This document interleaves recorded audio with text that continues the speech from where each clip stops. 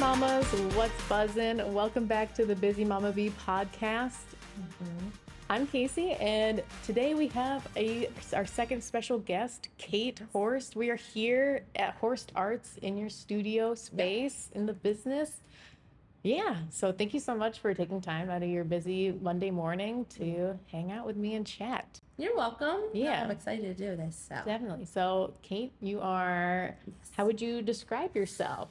Oh, that's actually a hard question. No, I can do that. I am a mixed media fine artist. That's my main career path there, but I'm also the creative manager of our workshops and experiences here. I'm a duo of Horst Arts because my husband's also a creative and artist who's running this. So yeah, definitely artist and I guess facilitator of creative experiences. Nice. You worded it way better than what I had in mind. Really? I was Okay. going to say, this is Kate. She is a mama of two.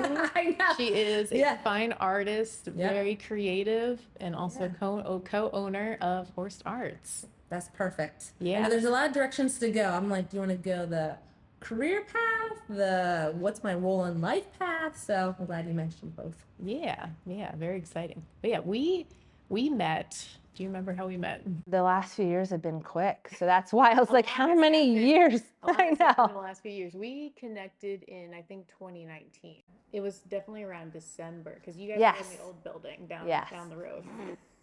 We've only had a physical brick and mortar space for like maybe 3-ish years, and we've had 2 buildings in the process. That was not the plan, but yes. So we were down in a different location for only a few months, but that's probably where you met us. Yeah. We moved in there physically and officially opened in December 2019. That's right. But so I'm not sure though what brought you to us. Yeah. I think you found us first. You guys had posted, I believe, somewhere maybe on Facebook that you were looking for a videographer. And my best friend, shout out to Katie, she saw it somehow. I don't know how, I'll have to ask her. Yeah. She saw it, she forwarded it to me and was like, hey, you should message them. Friends are awesome. You need to keep really encouraging, cheerleading friends in your life. That's usually how work comes about. And we were not beneath asking publicly. I think we wanted some video work because we really think visually, just because we're both artists, but also how you present yourself, like, is very important. So we wanted good quality video and photos so that they knew who we were. Like you said, you opened in December. Yes. When we got connected. Yeah. No, that's, oh wow. Now we're in 2023. Yeah. In a different space. In a totally different space, yeah. But it fits us better, so. I remember we did that first video, the Great Create. Yes. That was workshop. fun. That was fun. And then we did again in March. Yep. We Say it with filmed, paper. and that was when things were like up in there. You're like, we were both like, well, what's going on? Yes, like, literally the weekend right before generally the world kind of paused. So that was the one and like that was the second official workshop we had and the last one we had in that space. Yeah. But it worked well. You made us look awesome. So we appreciate that, and we got some experience there. So it was a good building. It was a good place for us to get started at Horst Arts. But now being here, it just makes a lot more sense. So we don't. It's part of the journey. It's just kind of funny because we had printed up business cards. We had got all this information, all this printed with the other address, and then we're like, oh, we need to use these up. So I think we're finally getting them out of the mix, and so we're just up the street, but definitely in a like much better location. It was a good move. Yeah, no, we're happy about it. I guess it all starts with how did you find your path into the arts in your life? Okay. Yes. Even though we've been here as Horst Arts for a few years, I've been doing my artwork, fine art career for 12 years. But that was because of graduating with the degree. So really I wanted to be an artist and had that artist desire since I was a kid. And so I discovered that I did well with art, that's where I could really use my skills, use my gifts that I have, and also I just enjoyed that process. So in high school, my art teacher was amazing. I'm always excited about high school art teachers. That role is very important. So she encouraged me to maybe pursue art as an actual, in a fine art degree. So, and even though I love to teach and I love to be with people, I realized I didn't want to be an art teacher. And so that's what brought me to Lancaster, and went to Pennsylvania College of Art and Design. So yeah, I guess shout out to that school. It's still, there's more degrees there. It's a great college right downtown Lancaster. So it's on Prince Street. Basically, a lot of people know it as the building that lights up at night near the police station. So it's a big warehouse-looking building. Central Market? Yeah, it's not far up. So it's like near Chestnut, a couple of streets up from Orange. I think we filmed a wedding reception there. Oh, maybe. It's a really unique space. It has like a really big windows, like yes. There. Yeah, we did film a wedding reception that was up there. It was really nice. Yeah, it was a great move for me. It was a small art school. Yeah. I graduated with 7 other fine artists in my department. Wow. So, I mean, there was other degrees, a little bit bigger classes, but just because of that small setting, like, I think it really pushed me to see, like, if I could be that artist that is showing in galleries, that has their own career path, is more motivated by work that's not as much commercial based. And so I went there, learned a lot, learned some hard lessons too of like what I need to do and how to do better. And so I came out and got married right off the bat, kind of right out of school. And so Jason had already had kind of a career going as a graphic designer. So I was able to work a little bit, but then decided if I want to do this, let's see if I can go out on my own. Mm-hmm. So took the leap. Even before family, before kids, we realized if we wanted to see if I could be a successful fine artist, I would need to try to do that. And so that was in 2012, I guess. 2011, that I kind of went on my own. And so it's been an amazing journey of just figuring out collage was my focus, because that's not what I graduated with. I love to paint, I love color and texture, but it wasn't what I was trying out. But I had a collage class in college and decided, well, maybe I can take it and use my own just ideas of what collage can be, and kind of pursue that and to see what happens. And I'm still doing it, and I still love it. So definitely, I think as an artist, you have to kind of try different things, try different mediums, but then when you figure out something that you're really good at, like, keep pursuing that. And so I've been trying to hone in on that. And so that, and I still have that love and passion, but I realized, like, that's what I want to do. I want to be an artist that is making an impact, that's making work that excites people, that starts conversations, and that also encourages others to try art for themselves, because not everyone can paint and draw. And I love it. It's a skill set you can get better at or worse at. Like, you have to practice it, but not everyone's good at that style. And so I think for me, collage, and now having this space, doing classes that are different, shows that you can be an artist, but you don't have to do the traditional, medium is the right word, but like using the traditional methods that a lot of people think art has to be. Yeah. And so I think that answered your question. I can get all around about it. This is my passion. So I'm like, I could talk for hours on this, but yeah, it started young, and just that desire to keep, and it still excites me.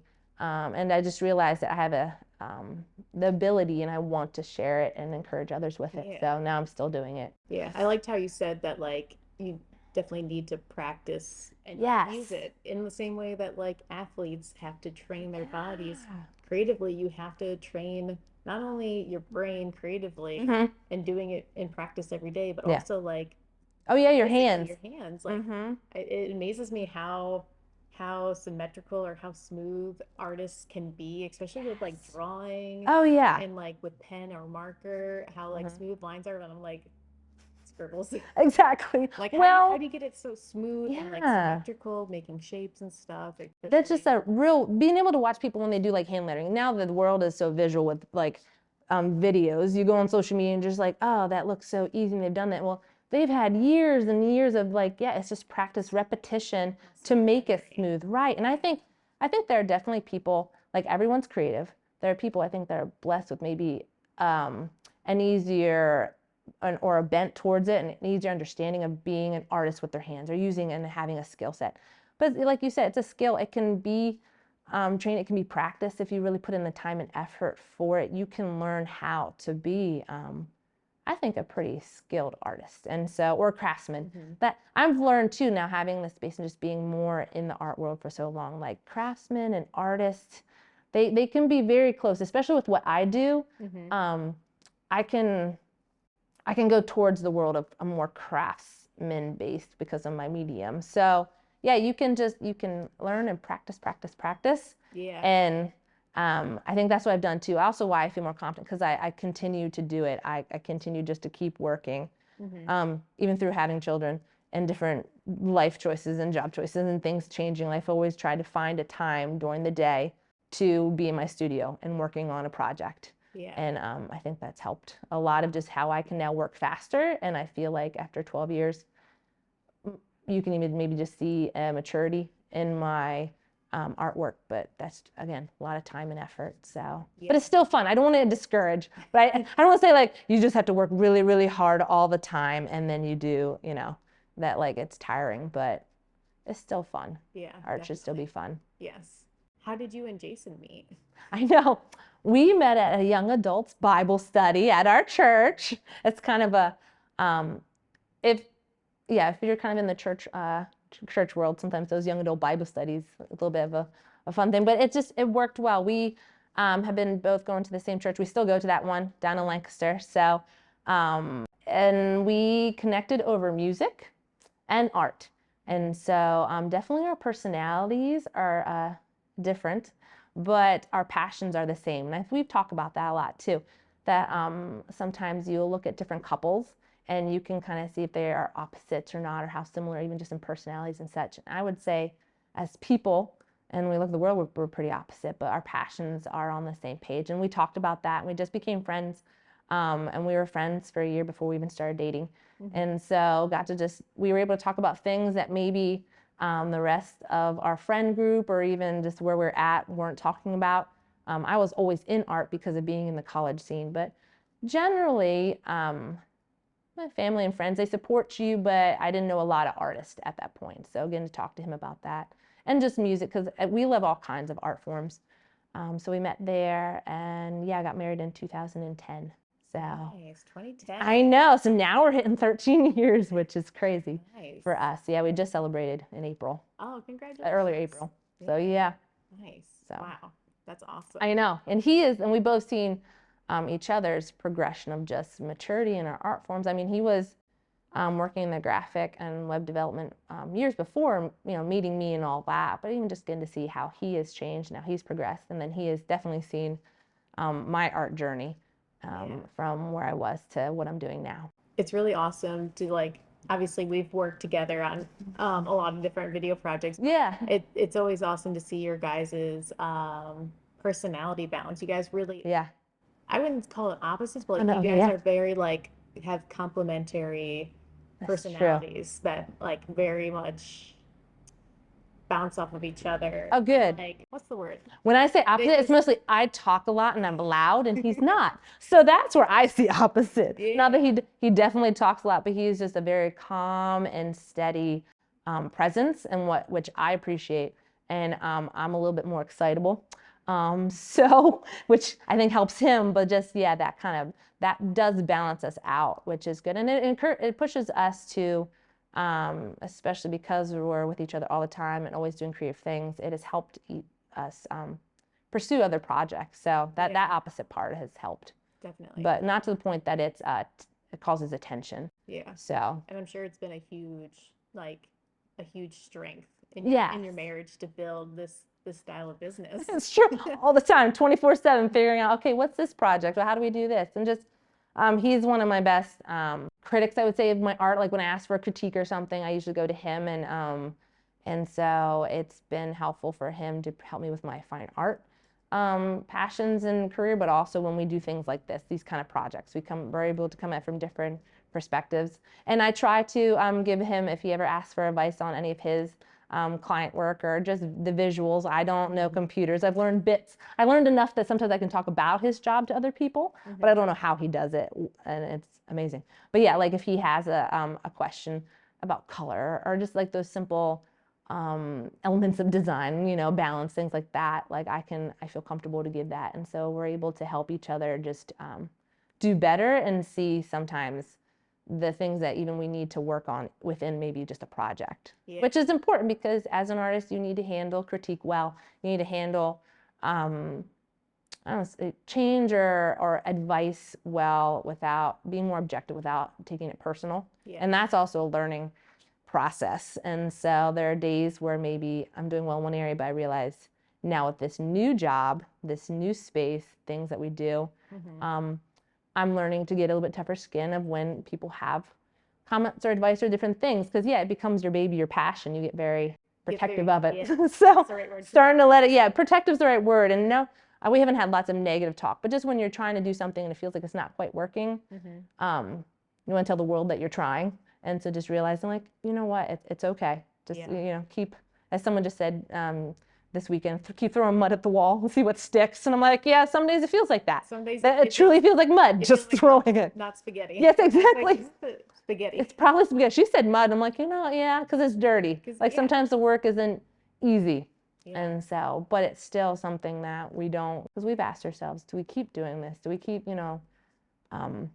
keep working? And now having a family, where's the balance of doing our family life well, but also this is, again, our love and our passion. We want our kids to have the same excitement for this job and for what we're doing, and hopefully if they want to carry on the legacy of it, to do that. And so that's where we're trying to figure out what is the right mud to throw at the wall. Definitely. Because speaking of that, how did parenthood, how did motherhood shape?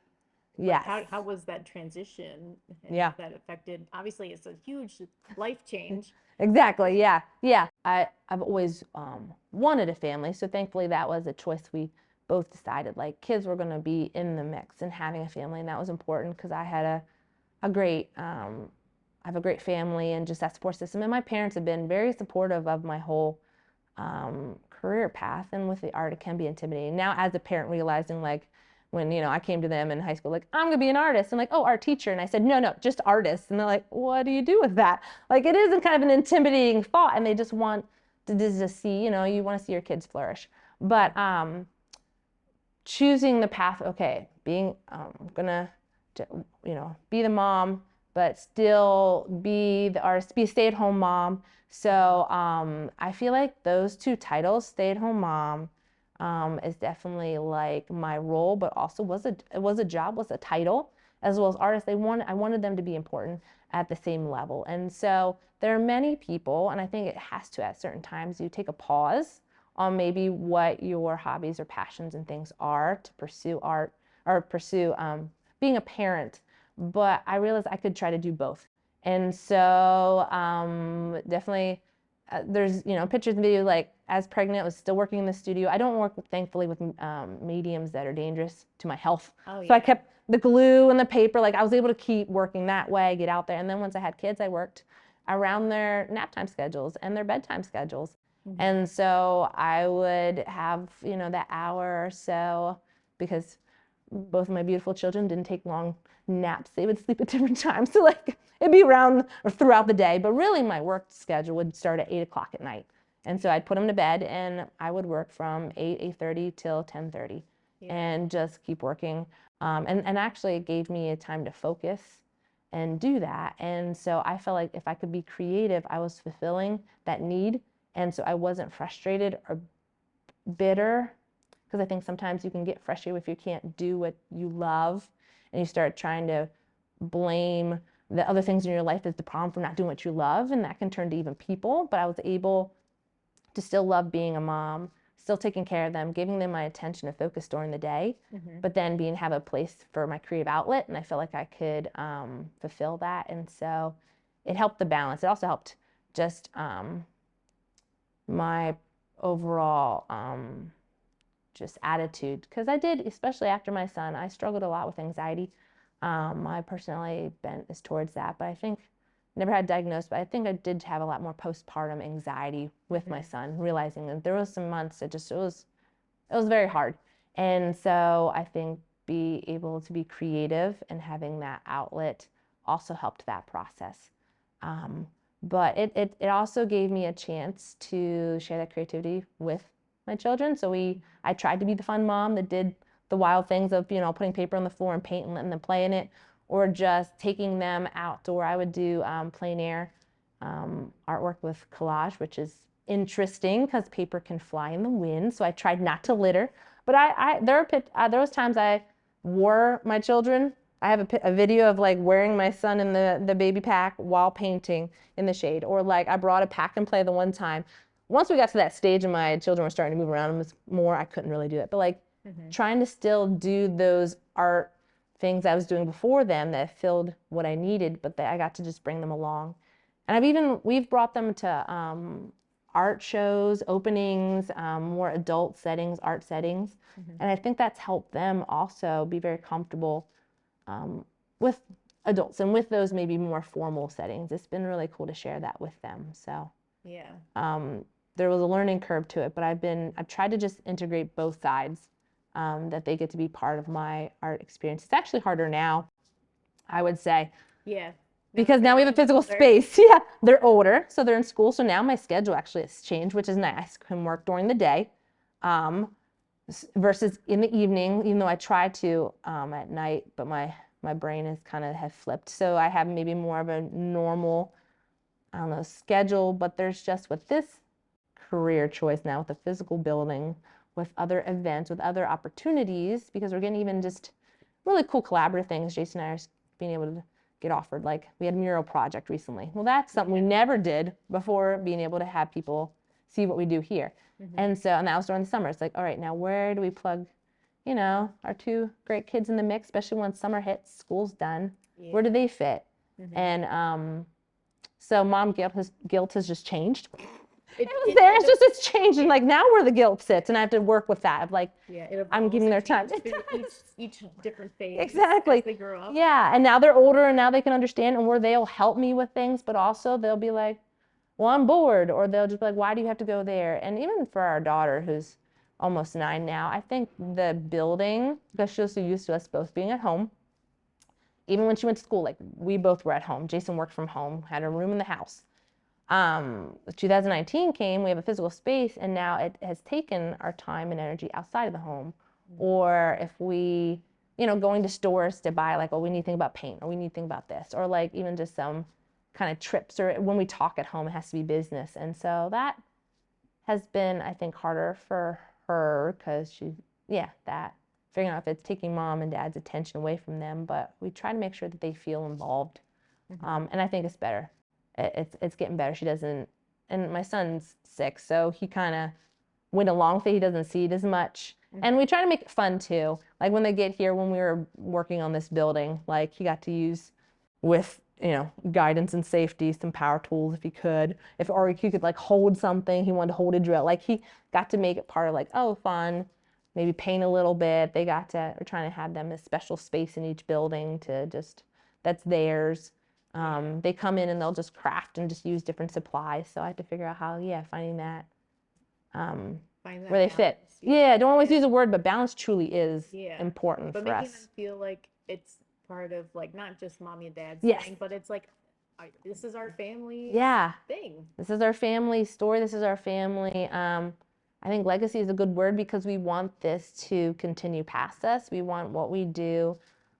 Something that Jason and I always talk about is creating goodness, because it's not a new concept. A lot of artists, a lot of others are trying to figure out like creating something beautiful and good, even good as in like the content, but good as in just the quality. And so what we do, we want it to be good and to our best ability and a good skill. So that takes time and effort. And so even just trying to teach them that like what we create as Horst Arts, because their name's attached to it, and what they even do, like it'll have just a good legacy for those around and how we impact others. So it has to be intentional. And there are days that we definitely don't hit it, and then days that is really good. And also being, again, emotional person, I've realized the more stress that I'm handling, or the more the busy in my mind of projects and just people contacting us and talking to us, it's easier for my to get impatient and frustrated, and I have to be careful not to take that out on the ones you love, usually at home, and so that they don't see they they can know that there's a lot of work, but I don't want them to see a stressed mommy and daddy. Yeah. Because then that'll also, they might not remember why, but they'll remember how it feels. I don't want them to have a childhood that felt stressed. I'm not perfect, but like that overall, like that's important. Yeah. How we're handling all the responsibilities. Mm-hmm. So, yeah, it's exciting, but then there's definitely days of like, how do I just figure out how my schedule looks? How do I balance it all well so that they're doing well? And plus now they're getting involved in school and we love their school, but then the school asks, you know, their activities and different things like that. And that has to fit in the mix of what we're doing and just being a mom that comes to field trips and how does that look? So things that I was always important even before having a building, like I wanted to be that mom. Mm-hmm. But now like where that goes, so. Oh yeah. It's exciting. Yes, 99% exciting. Some days if I sit there, I'm just like, oh my goodness, like what do I, just figure out what's the top priority, what's important, what goes on the list, the to-do list. Mm-hmm.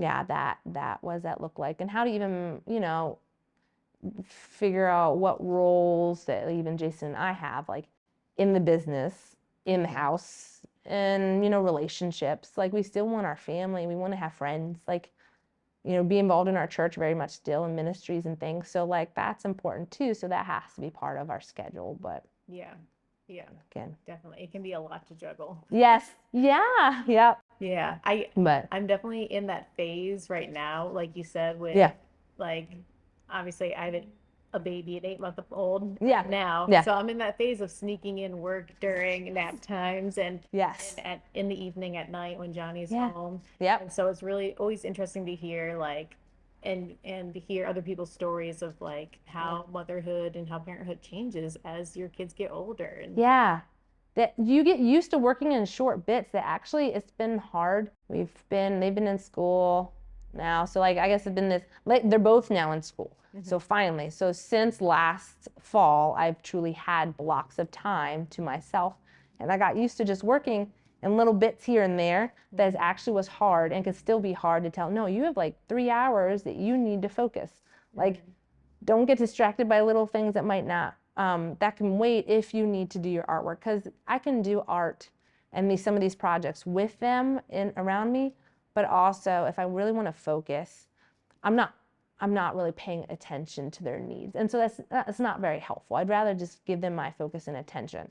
So like I need to be doing those kind of projects when they're at school. And so that was hard to kind of learn because I got so used to working quickly and in small bits that like it still is good to have a skill set, but like I need to teach myself again another work ethic. Yeah. Which although I say that, but like as a mom and as parents, you have to have a schedule, you have to have responsibilities, but you hold them lightly because things will change. And so if you get so dogmatic of like, no, from 8 to this, like it must be this, I must be working on this project, I must be doing this. A couple of weeks ago, I was focused. I got here. I was like, all right, I'm going to work. I've got some time during the day. This is good. I got a phone call from the school. My son was sick. He got sick at school. He had to come home. So now he's with me. So my day has changed. And if I'm not careful, I can get mad and frustrated like we all do, but to the point that I take that frustration out on the person who's now affected my schedule. And it wasn't their fault. Like you just, you get a system, you get a schedule, but knowing that it can change and that it's okay and that like just keep adapting. And being creative and creativity it teaches you to adapt. Yeah. But I would say that's been too, like trying to be more dogmatic on going like, all right, here's my routine. Everyone has a 9 to 5. Like I should have something more formal, but it might. Yeah. Who knows? Who knows what's going to happen in the next 2 hours? All of a sudden it could change completely, or I get a phone call and now I need to talk to that person and it's changed my time in the studio. Yeah, I can definitely relate to that frustrated feeling. We're finally getting into a phase of like having more routine, nap times, everything, which is great. And then you're like, good. But then when things veer off that routine, it's like, man, like I really wanted to get X, Y, and Z done. Yeah. Time was short, but like, yeah. And I need to, should I play with them? Oh, wait, dinner needs to happen. Oh, I should probably do laundry. Like that kind of stuff. Finding that balance of mentally reminding myself that like, just because we have a routine doesn't mean it's going to happen. Right. Yeah. And that it's okay. And then especially in certain days, like what matters most. And so, I mean, it still matters to work. And I tell myself that. And sometimes I have to be careful not to get frustrated at the world. Like, we still work. We both are still working. You may be a mom at home, but like if you have a job that is even creative too, that doesn't always make sense. Like, it's still work and it still needs to get done. And that's still important, a priority. But also our kids and having a home that is functioning well. And you know, certain roles that I've taken on, like most of the time I'm the one that gets the groceries. So if I don't put the grocery list in, or I don't have time for the groceries, then we don't have food to eat. And like, food can be more important than maybe, you know, putting in some project there or something like that. So figuring out what has to also function at home, and that can change, but like, yeah, routine's important. I don't know. And I know there are tons of books, there are beautiful podcasts like this. There's so many like working mom so many outlets and resources. And I'm like, okay. Yeah.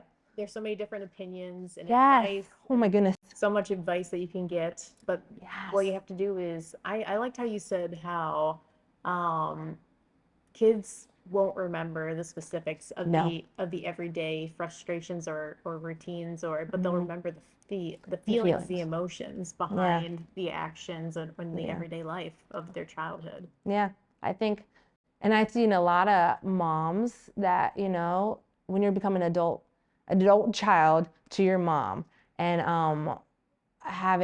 know sometimes even my own mom, or I've heard of moms like, I hope you had a good child, I'm sorry about this, or like specific moments. I'm like, I don't remember that.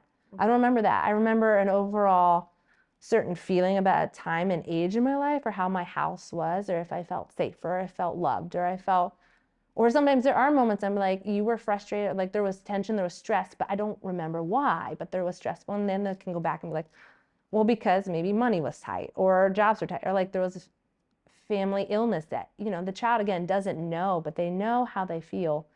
And not that has to I have to be careful that it doesn't scare me or totally affect how I handle being a mom, but realizing, again, the specific moment might not matter, but just what atmosphere are we creating? And it changes, and as they get older, and just different things. And some stuff we can't be in control of, so I have to let that go. Or feeling like I'm ruining my child's life, and I'm not. Because that guilt, that's the dangerous mom guilt that then stops you from being the mom you want to be. But it's important to kind of check in on that, of like, because it's so easy to pursue what you love and your passion, especially if your husband's doing it, so you're both pursuing it, that you know, your kids are part of that mix, and they're not feeling that they're not important. So since you're both doing it. Yeah. And hopefully they get the same excitement too. And if they want to grow up and be these amazing sport players because we don't understand sports at all, that's fine. I mean, they're both creative right now. They're both kind of artsy, but that makes sense. That's what they see. And we both, you know, secretly hope that they'll keep being artists in some fashion of their life, or builders, or like they have that mind. But if that's not what they want to do, they also don't need to do this job. They don't need to be artists. We could probably give them pros and cons of like how it's hard. It's a hard life, but if they want to, they can. So you're totally willing to be on the sidelines. Yes, they need you to be a soccer mom. Oh man, I can bring snacks. I know some basics about soccer, at least. Some of these other ones I'm like, I don't even know. And like, and making sure too that they know that they can be checking out some of these other types of hobbies, trying to give them experiences where they get to have other hobbies. That's not just only creative, just because that's what we know, but it's okay for our kids to be totally different than even, you know, what we were. And I mean, my family's more creative. Both of my parents did some theater. My dad still, up until a few years ago, was doing public theater, you know, local theater. He has that mindset. You know, one of our favorite games when we were growing up was like charades, and we still play. Whereas, so I fit into that, but art-wise, no one else is a fine artist in my family. So they're trying to figure that out. And too, with Jason's side, he's a little bit more, you know, they definitely support him, encourage him, but there's not an artist.